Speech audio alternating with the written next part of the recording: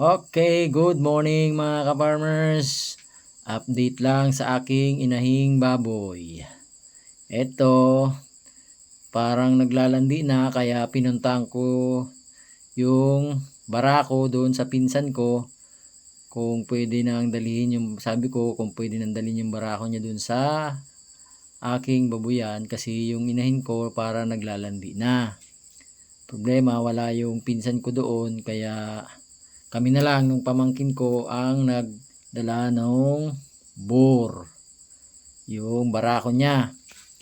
Dinala ko dito sa aking babuyan. Kasi sabi ko dun sa isa kong video, di ba, pinaiwan ko yung barako nung pinsan ko para maamoy-amoy nung inahin ko para maglandi na rin. Yan, kaya yun, pinaiwan ko siya dito. Ngayon, naglandi na. Ito, yung baboy ko, yan. Tinatanggal lang yung grills niyan, yung farrowing pen, itataas lang yung kalahati para makapasok yung barak ko dyan.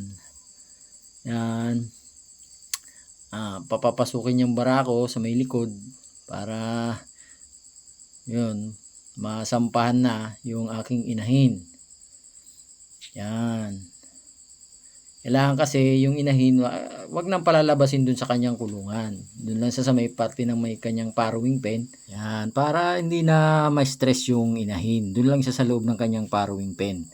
Para yung barako na lang ang papapasukin doon para mabarakuan siya. Yan, para dyan na lang sila maglabing-labing sa loob ng kulungan ng inahin. Naka-farrowing pen din yan, pero tinataas lang yung kalahati. Siya nga po pala, yung farrowing pen na yan, ako ang gumawa, pati yung sa papa ko, ako rin ang gumawa niyan, nag-design yan.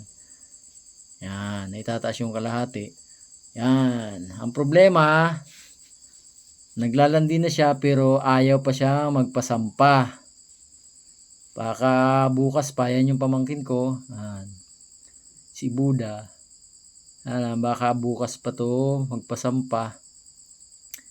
Kasi ayaw pa magpasampa nitong aking inahin. Kaya yan, sinubukan ko. Ano ko siya, nalugulog ko sa likod. Kaya lang ayaw pa talaga. Yan. Kaya sabi ko, bukas na lang siguro. Kaya iwan naman ulit yung barako dito sa aking babuyan. Baka bukas sampa na. At least nag-hit na siya. Kasi matagal na tong hindi nag-hit, malalaki na yung mga anak niya. Nasa ano na ata to, mga 90 days na, mahigit. Simula nung ito ipinanganak. Yan, pinalabas na namin yung barako kasi talaga ayaw pa. Pero ano na yung nung inahin ko, namumula na, namamaga. Kaya siguro ayaw pa. Baka bukas pag medyo umano yung ano niya, lumit na yan, magpapasampa na yan bukas. Yan, tinali ko na lang muna. Yan palang pagtatali niyan, hindi kailangang ihigpit sa puno. Pag tinali, kailangan umiikot. Kasi mag-iikot yung barako na yan dyan sa puno, ay maano yung lubid. Kailangan maluwag lang para hindi siya, yan, para hindi magbuhol yung tali dyan sa pinagtatalian niya. Umiikot lang yung tali sa puno.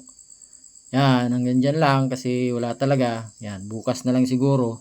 Yan, sana bukas magpasampa na to para yung barako maibalik na namin dun sa pinsan ko. Yan, sana bukas magpasampa ka na. Yan lang mga ka-farmers, update ko na naman lang kayo ulit bukas. Sana ay pumayag na magpasampa tong aking inahin bukas. Yan lang mga ka-farmers, salamat.